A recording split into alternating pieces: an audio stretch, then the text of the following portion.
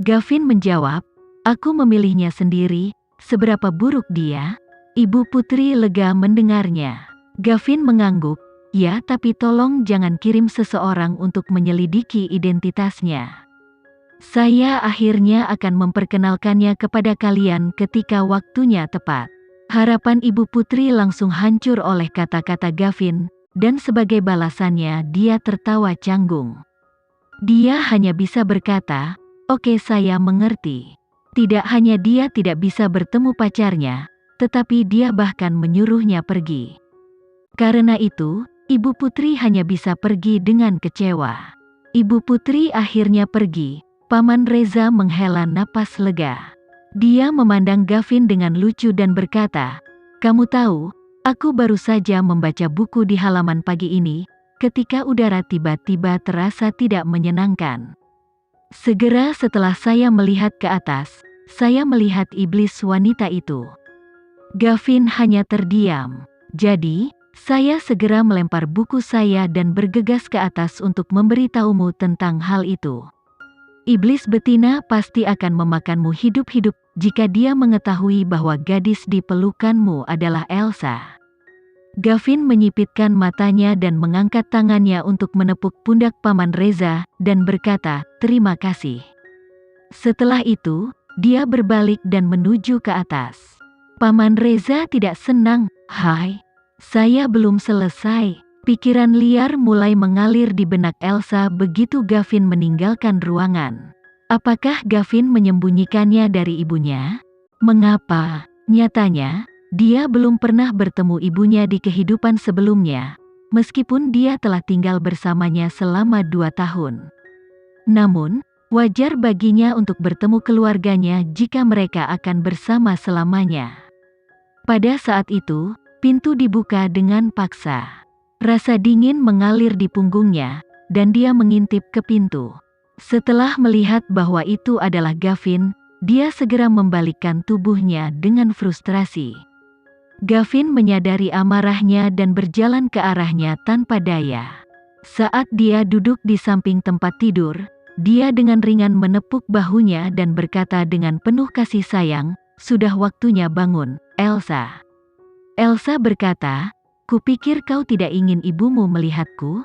Lalu mengapa saya harus bangun? Gavin berada di posisi yang sulit. Beberapa hal, bagaimanapun juga, sebaiknya dibiarkan tidak terucapkan.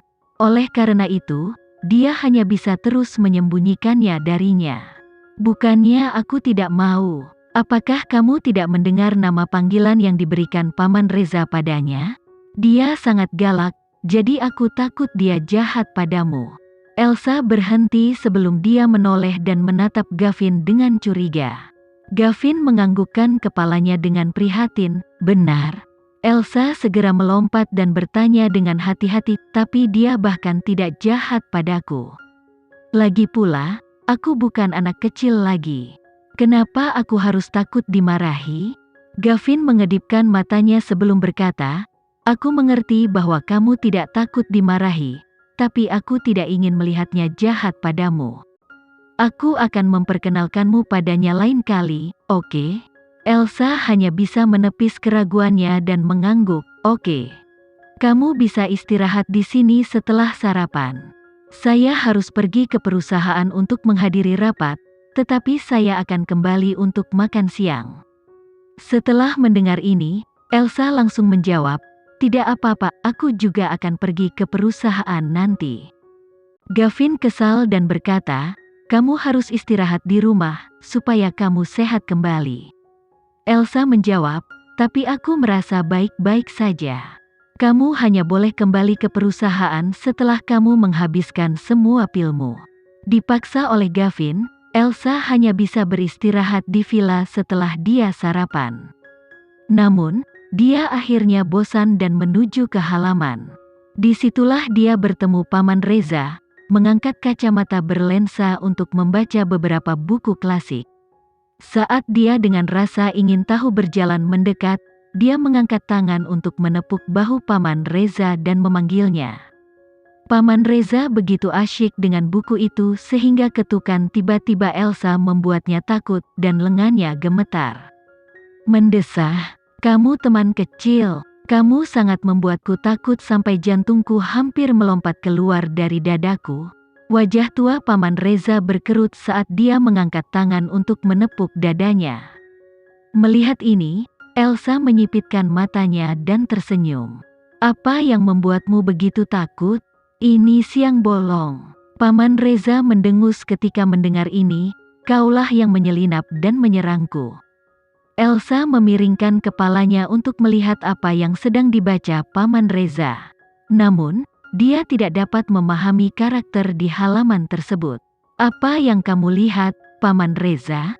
Paman Reza menegakkan punggungnya dengan bangga. "Kamu tidak mengerti kan? Ini adalah klasik Cina." "Apa itu klasik Cina? Bisakah kamu memberitahu saya lebih banyak tentang itu?" Paman Reza segera menutup buku itu dengan senyum malu-malu. "Kamu perempuan, mengapa kamu perlu tahu tentang ini? Kamu harus bertanya tentang hal-hal seperti hobi Gavin." Elsa menjawab, "Aku tidak ingin tahu tentang itu." Dia tahu tentang hobi Gavin. Faktanya, itu sangat sederhana sehingga bahkan seorang balita pun akan mengingatnya. "Kamu tahu itu?" Paman Reza penasaran. Elsa mengangguk, "Ya, dia tidak memiliki hobi selain kebugaran."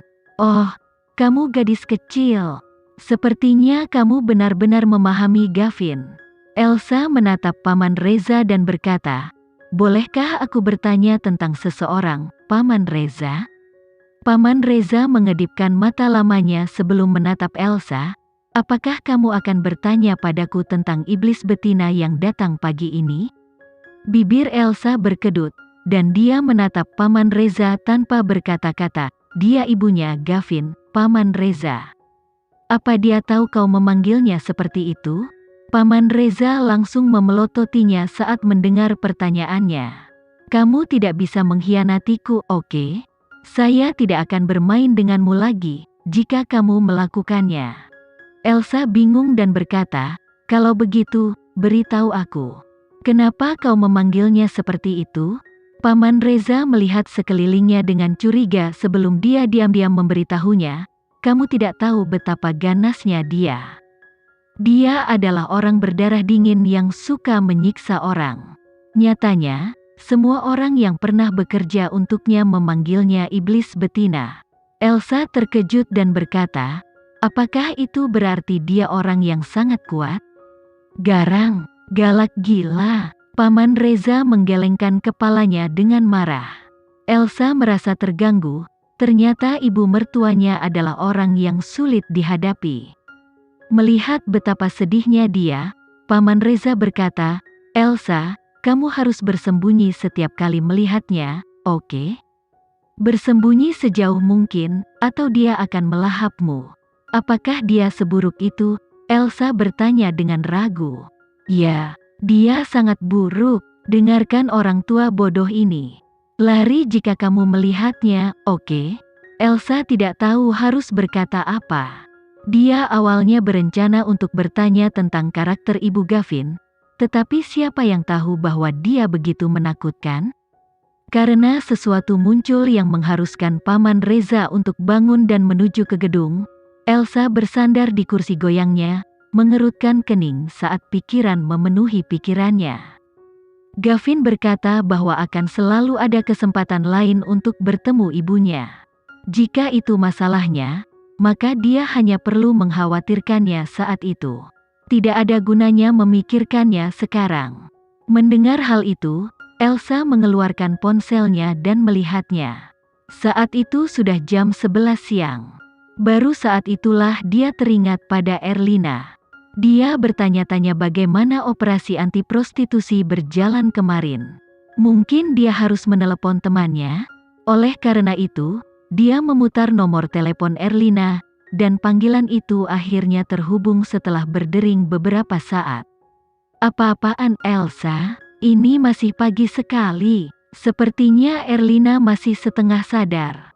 Suaranya kasar, dan dia terdengar agak kesal. Elsa mengangkat alisnya dan tertawa. "Ini hampir jam 11 siang, Erlina. Kenapa kamu masih tidur?" "Aku keluar sepanjang malam, putriku tersayang. Aku hampir tidak tidur selama 2 jam. Elsa tercengang mendengar ini. Operasimu berlangsung sepanjang malam? Berapa banyak orang yang kamu tangkap? Dengan sakit kepala, Erlina mengeluh. Ada sekitar 80 pria dan wanita. Pada saat kami selesai dengan laporan itu, matahari sudah terbit. Sebanyak itu, Elsa terkejut. Bagaimana menurutmu? Pria saat ini benar-benar penuh omong kosong. Mereka selalu di luar sana mencari seks. Elsa menghela nafas pelan dan menggelengkan kepalanya. Sepertinya begitu, itu sebabnya pasukan anti prostitusimu ada. Erlina tidak bisa berkata apa-apa, tapi kemudian dia sepertinya teringat akan sesuatu. Aku yakin kamu tidak tahu betapa tidak tahu malunya orang-orang ini. Ada pria bernama Mario. Dia pikir dia adalah sesuatu hanya karena keluarganya mendukungnya. Beraninya dia melawan, saya menendangnya 2 kali selama operasi dan melemparkannya ke dalam mobil. Elsa melompat saat matanya membelalak dan berkata, Mario? Ya, seorang playboy kaya. Dia memiliki 1 wanita di setiap lengan dan bahkan mengancam kami ketika kami menangkapnya. Dia pantas untuk dipenjarakan. Elsa menarik napas dalam-dalam. Apakah kamu ingat namanya, Erlina? Erlina berkata dengan kesal. Ada begitu banyak orang. Saya tidak ingat, dan saya sangat lelah, Elsa. Nanti saya hubungi lagi. Elsa ingin bertanya lebih banyak, tetapi Erlina mengakhiri panggilan telepon. Elsa memelototi layarnya dan berkata, ini tidak mungkin. Dia segera menelepon nomor telepon Mario ketika dia memikirkan hal ini. Namun, itu tidak bisa melewati. Saat itulah kecurigaan dalam dirinya tumbuh. Apakah itu benar-benar sepupunya? Gavin pulang tepat waktu di sore hari. Ketika dia kembali, Elsa sedang berdiri di halaman, menyirami bunga di taman karena dia sangat bosan. Elsa segera meletakkan kaleng penyiram begitu dia melihat Gavin dan berlari ke arahnya. Kamu kembali. Gavin mengangkat tangannya untuk menariknya ke dalam pelukannya dan berbisik, bosan? Elsa mengangguk, ya, aku sangat bosan. Gavin menyipitkan matanya dan menatapnya sebelum berkata, aku akan tinggal di rumah bersamamu sore ini. Elsa dengan cepat menggelengkan kepalanya, saya tidak bisa. Saya sore hari mau pergi. Gavin bertanya, mau kemana kamu? Aku harus menemui Erlina sore ini. Wajah tampan Gavin langsung menjadi gelap. Elsa berkata lagi, aku benar-benar perlu menemuinya untuk sesuatu. Lagi pula, aku merasa baik-baik saja sekarang, jadi kamu tidak perlu khawatir. Melihat betapa tekad Elsa, Gavin menyerah dan menghela nafas pelan. Baiklah kalau begitu. Elsa sedikit cemas. Dia ingin berbicara dengan Erlina untuk memastikan apakah orang itu adalah Mario. Oleh karena itu, dia mendesak Gavin untuk pergi begitu mereka makan siang. Karena Erlina memiliki tempatnya sendiri, Gavin hanya yakin bahwa Elsa aman ketika dia melihatnya berjalan ke atas. Erlina tertidur lelap ketika dia tiba-tiba mendengar seseorang menggedor pintunya. Dia bisa menjadi gila. Kenapa dia tidak bisa tidur dengan tenang? Siapa itu?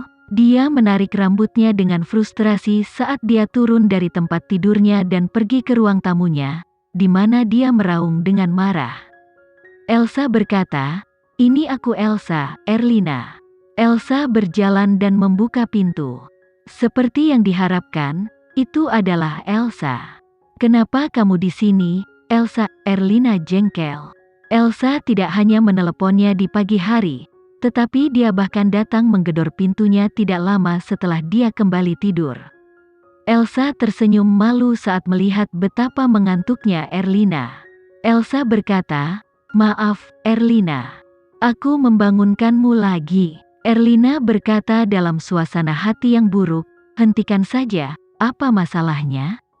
Mengapa kamu datang jauh-jauh ke sini? Setelah mendengar ini, Elsa dengan cepat berkata, ingat pria Abraham yang kamu ceritakan sore ini? Dia mungkin sepupuku. Erlina tertegun. Sepupumu? Elsa menganggukkan kepalanya. Ya. Erlina bertanya, siapa namanya? Elsa menjawab, Mario. Erlina menghela nafas dan menatap Elsa dengan tercengang. Apakah dia sepupu luar biasa yang kamu ceritakan terakhir kali, Elsa? Sekarang, Elsa yakin bahwa orang itu adalah Mario. Pasti ada semacam kesalahpahaman, Erlina. Dia bukan orang seperti itu. Erlina berkata, kamu mungkin jatuh di bawah tipuannya, Elsa. Dia adalah orang seperti itu. Dia bahkan kedapatan sedang memeluk dua wanita sekaligus. Elsa terkejut dan menjawab, benar. Melihat betapa ragunya penampilan Elsa, Erlina menambahkan, sungguh, rekan-rekan saya dapat membuktikan apa yang baru saja saya katakan. Elsa mulai merasa berkonflik. Lalu, dia di mana sekarang? Dia masih dikurung. Elsa benar-benar kehilangan kata-kata kali ini. Jadi kamu datang jauh-jauh ke sini untuk ini? Erlina berbalik dengan frustrasi dan menggeliat. Wajah Elsa mengerut, ya. Jangan perhatikan dia. Kami akan membiarkan dia pergi setelah beberapa hari. Elsa masih tidak percaya. Dia tahu bahwa Mario akan mengikuti arus dan memanggil gadis pelayan pada kesempatan tertentu untuk menemaninya. Tetapi dia tidak mungkin nyata, bukan? Elsa berkata, bisakah aku melihatnya, Erlina? Erlina berkata, dia baik-baik saja di sana, jadi kamu tidak perlu khawatir. Elsa menjawab, tapi aku masih sedikit khawatir tentang dia. Erlina berkata, baik, aku akan membawamu menemuinya. Setelah Erlina mandi dan berganti pakaian, dia menuju ke kantor polisi bersama Elsa. Mereka baru saja memasuki pusat penahanan ketika mereka melihat Mario berjalan keluar dengan wajah muram. Ada beberapa pria mengikuti di belakangnya. Mario tidak pernah berpikir bahwa dia akan bertemu seseorang yang dia kenal di sana, apalagi Elsa. Elsa berlari ke arahnya dan bertanya, apakah kamu baik-baik saja? Mario mengerutkan kening dan menatapnya dengan ragu. Mengapa kamu di sini? Elsa menjawab, aku di sini untuk menemuimu. Mario bertanya, bagaimana kamu tahu aku di sini? Erlina menyilangkan tangannya dan berjalan. Sesuatu yang memalukan seperti ini telah menjadi berita utama. Kemarahan di Mario membakar saat dia melihat Erlina. Kamu, saya akan mengajukan keluhan terhadapmu. Dia mengangkat tangannya dan menunjuk Erlina sambil menggertakkan giginya dengan kebencian. Erlina tersenyum dan berkata, mengeluh? Keberanianmu untuk mengatakan itu, ketika kamu telah melakukan sesuatu yang tidak tahu malu. Suara keras tiba-tiba datang dari kejauhan. Suara itu mengejutkan Erlina. Kamu, minta maaf kepada Tuan Muda Mario sekarang? Seorang polisi paruh baya melangkah maju saat dia berteriak pada Erlina. Erlina menjadi cemas dan bertanya, mengapa? Beraninya kamu bertanya padaku, mengapa kamu menangkap orang yang salah? Erlina bingung. Pengacara Tuan Muda Mario telah membuatnya sangat jelas, dan dia juga memberi kami beberapa bukti yang memberatkan. Mereka hanya ada di sana untuk urusan kemarin malam. Erlina berusaha untuk tidak tertawa. Omong kosong apa ini? Apakah memeluk wanita bagian dari bisnis? Polisi itu berjalan ke arah Erlina dan menggeram pelan. Aku juga diberitahu bahwa kamu menendangnya 2 kali kemarin. Minta maaf, dan masalah ini akan diselesaikan. Erlina segera membalas, saya tidak salah. Mendengar itu, Mario mendengus. Aku pasti akan membalasmu. Tidak ingin mempermalukan dirinya lebih jauh, Mario keluar dari tempat itu. Erlina sangat marah. Jadi bagaimana jika dia punya uang? Elsa terkejut dengan apa yang dilihatnya. Ini benar-benar pergantian peristiwa yang mengejutkan. Namun, dia sangat penasaran apakah sepupunya menggoda wanita atau membicarakan bisnis kemarin. Apa yang kamu lakukan, Elsa? Kami berangkat sekarang. Elsa ingin bertanya kepada Erlina tentang kejadian tadi malam, ketika Mario berbalik untuk mengganggunya. Mario memandang Elsa dengan curiga saat dia berlari ke arahnya, di mana dia berkata dengan cemberut, "Apakah kamu tahu tomboy itu?" Elsa kehilangan kata-kata. "Tomboy apa? Dia seorang wanita." Mario mendengus, "Katakan padaku bagian mana dari dirinya yang terlihat seperti wanita?" "Dia jelas tomboy. Erlina menendangnya 2 kali kemarin malam, dan pantatnya masih sakit." Elsa menahan Mario agar tidak berjalan lebih jauh. "Tentang tadi malam, apakah kamu benar melakukannya?" "Itu murni kesalahpahaman. Saya sedang berbicara bisnis dengan kedua wanita itu, ketika mereka memutuskan untuk mengambil keuntungan dari saya. Mereka benar-benar memaksakan diri pada saya. Sebelum saya bisa mendorong mereka pergi, tomboy itu menyerbu masuk dengan sepasukan pria." Elsa terkejut dan bertanya, "Benar?" Kemarahan Mario berkobar. "Kamu tidak percaya padaku?" Elsa buru-buru tersenyum sambil menganggukkan kepalanya. Mario mendengus pelan, "Ngomong-ngomong, aku hanya kurang beruntung kemarin malam. Tapi itu tidak berarti saya akan mengabaikannya seperti itu. Si tomboy benar-benar mempermalukannya dengan menendangnya di depan begitu banyak orang. Itu sebabnya dia harus menemukan kesempatan untuk memberinya pelajaran." Elsa tersenyum ketika mendengar ini dan berkata, "Ini hanya 2 tendangan. Mengapa kamu begitu pendendam?" Mario kesal dan berkata, "Jangan pernah membicarakan masalah ini lagi." Elsa terdiam. Kemudian, Mario pergi dengan pengacaranya. Elsa hanya bisa tersenyum tak berdaya saat dia berbalik untuk mencari Erlina. Meski hanya operasi anti-prostitusi, itu tetap misi pertamanya. Dia telah menangkap pelakunya namun diberitahu oleh bosnya. Bagaimana ini bisa terjadi? Elsa dapat melihat bahwa Erlina sedang dalam suasana hati yang buruk. Oleh karena itu, dia berjalan menuju temannya dan duduk di sebelah Erlina di dekat tangga. "Apakah sepupumu yang bajingan itu pergi?" Erlina berkata dengan kasar. Elsa menjawab, "Aku akan mentraktir kalian berdua untuk makan lain kali. Bagaimana kalau kalian berdua berdamai dengan itu?" Erlina menjawab, "Tidak, saya menolak untuk berdamai dengan pria seperti dia." Ini membuat Elsa sedikit bermasalah. Tapi sepertinya dia baru saja membicarakan bisnis dengan kedua wanita itu kemarin malam. Berhenti, Erlina mengangkat tangannya dengan keberatan. "Aku tidak akan pernah jatuh cinta pada kebohongannya. Mengapa dia menyangkal kebenaran ketika dia melihat kedua wanita di pelukannya? Nyatanya, mereka selangkah lagi dari pengupasan." "Baiklah, baiklah. Apakah kamu masih akan bekerja kemudian? Jika tidak, apakah Anda ingin pergi berbelanja?" Erlina pasti sedang tidak ingin bekerja sekarang. "Aku tidak punya shift hari ini." Sudah lama sejak Elsa pergi berbelanja dengan Erlina. Setelah berkeliling selama beberapa jam, teman-teman itu makan malam bersama dan pulang ke rumah. Saat Elsa masuk ke keluarga Nugroho, suara sarkastik Viana terdengar dari ruang tamu.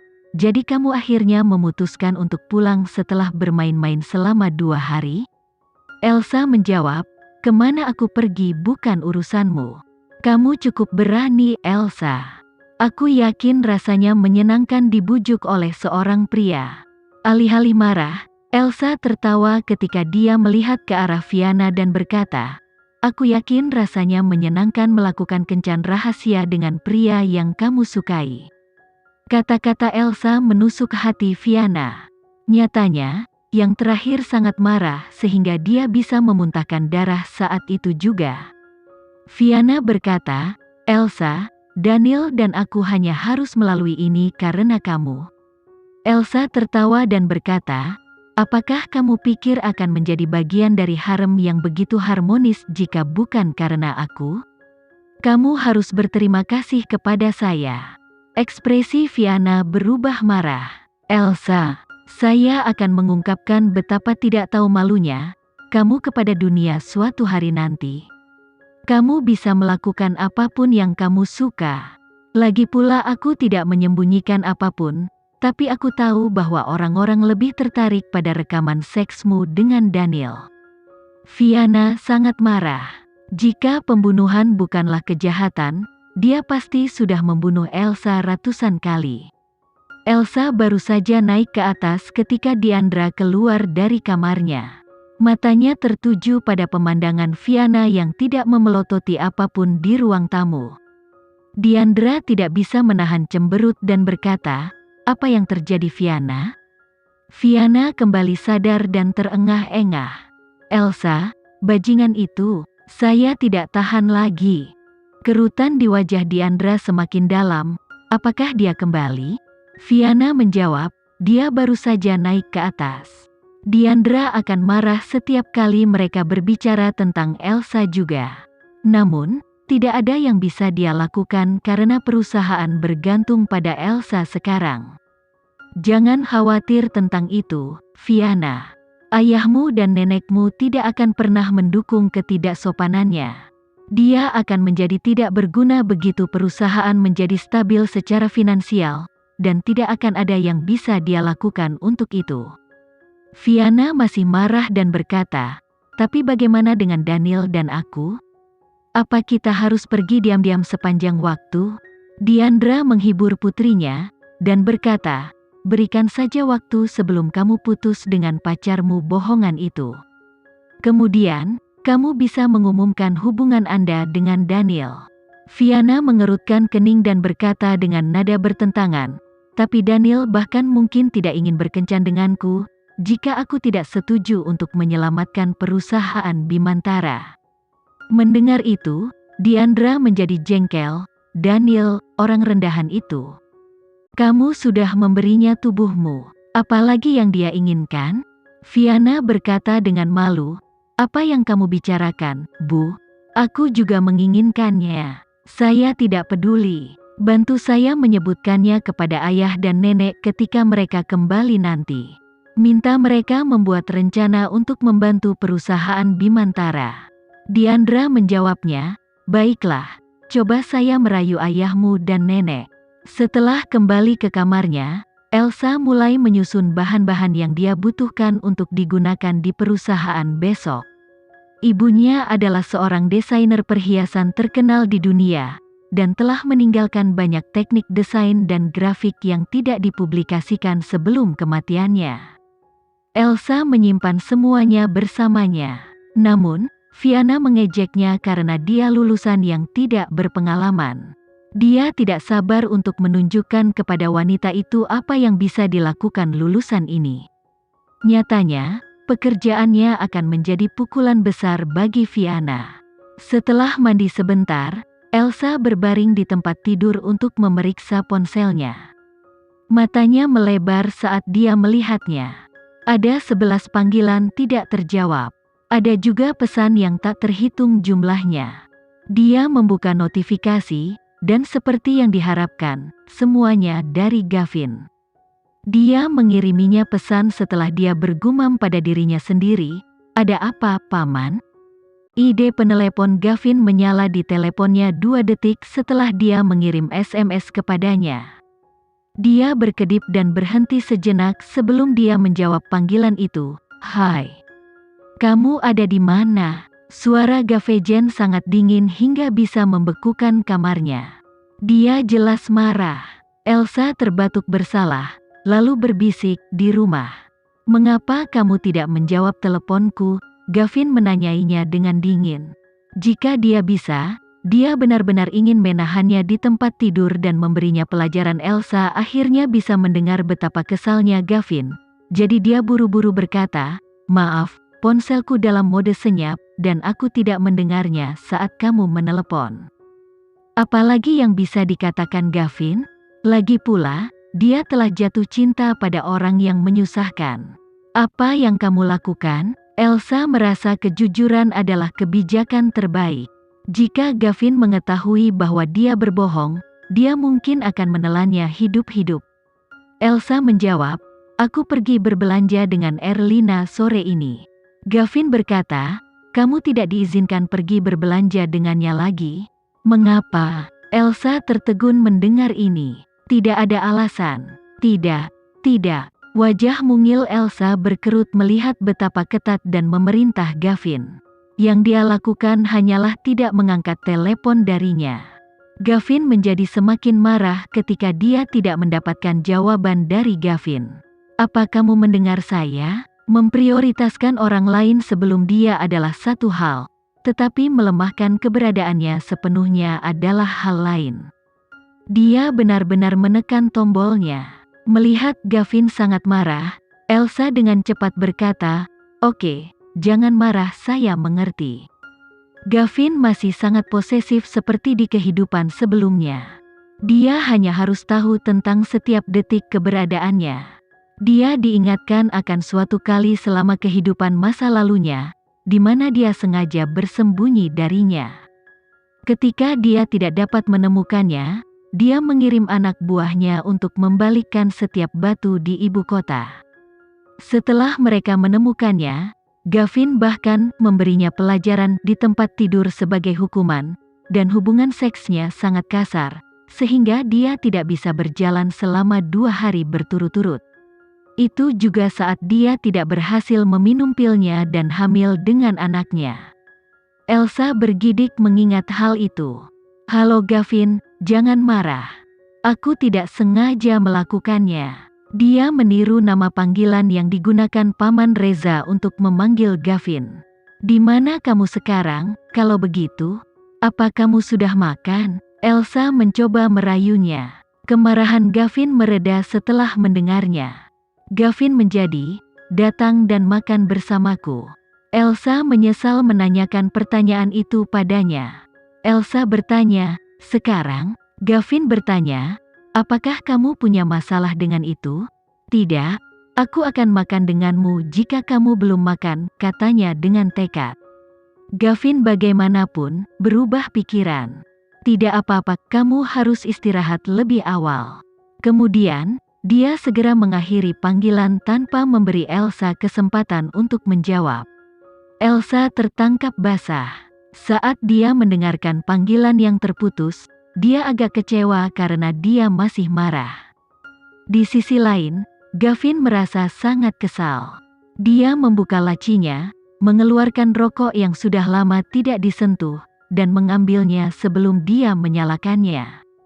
Dia benci ketika dia kehilangan kendali atas dirinya sendiri, namun tidak ada yang bisa dia lakukan untuk menghilangkan sifatnya yang terlalu posesif terhadap Elsa. Elsa berbaring di tempat tidur sambil membolak-balik.